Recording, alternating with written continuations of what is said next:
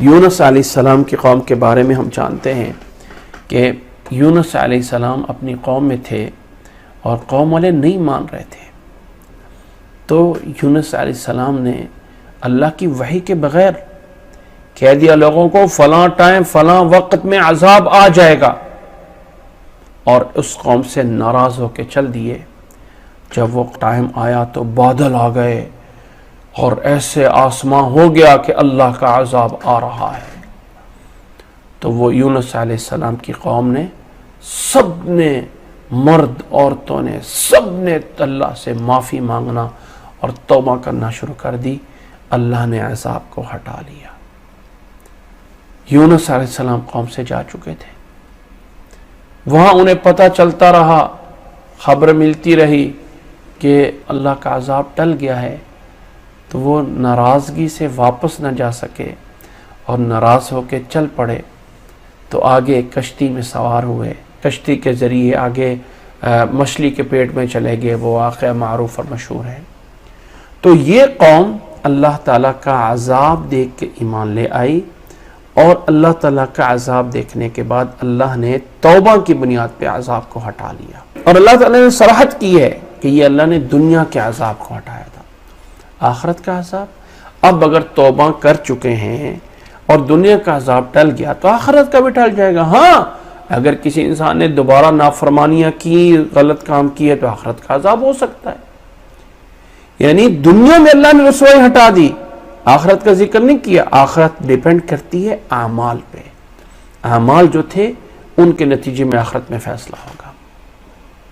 اب یہاں پہ ایک سوال پیدا ہوتا ہے، اور وہ سوال ہے کہ نبی صلی اللہ علیہ وسلم کی ایک حدیث بھی ہے کہ اللہ تعالیٰ بندے کی توبہ قبول کرتا رہتا ہے ما لم یغرغر، جب تک کہ وہ موت کے فرشتوں کو دیکھ نہیں لیتا، فرشتوں کو، اس سے پہلے پہلے اللہ تعالیٰ توبہ قبول کرتا ہے۔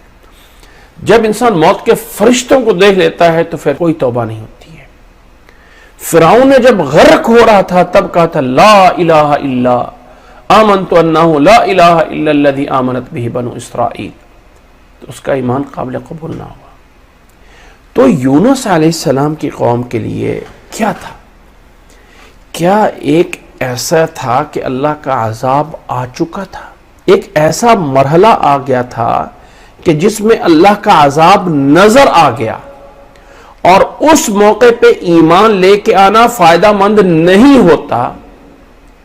لیکن خاص ایک استثنائی صورت ہے، قوم یونس پہ اللہ تعالیٰ کی طرف سے انعام ہوا کہ اس ٹائم کی توبہ بھی ان کی قبول کر لی گئی اور عذاب ہٹا۔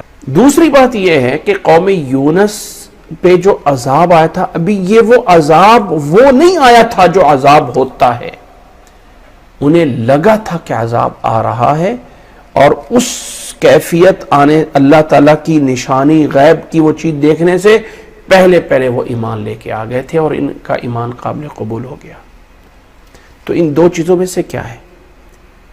کیا وہ ایمان اللہ کی وہ عذاب کو دیکھ کر ایمان لائے اور ان کا ایمان قبول ہو گیا، یا ابھی وہ عذاب پورا وہ دیکھنے والی کیفیت اس نوبت تک نہیں پہنچی تھی جس نوبت پہ جا کے اللہ کے عذاب کو دیکھ کے پھر کھل جاتی ہے نشانیاں، اور پھر اس وقت کا ایمان لانا قابل قبول نہیں ہوتا؟ وہ ٹائم ابھی وقت نہیں آیا تھا۔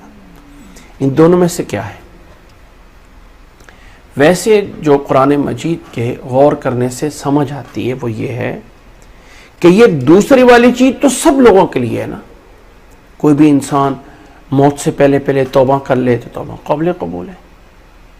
آخری لمحات میں وہ ابھی پوری طرح موت کے آثار نہیں آئے ہوتے، لیکن بیماری کی شدت وہ آخری لمحات میں انسان ہوتا ہے، اس سے پہلے توبہ کر لی تو وہ توبہ قبول ہو گئی۔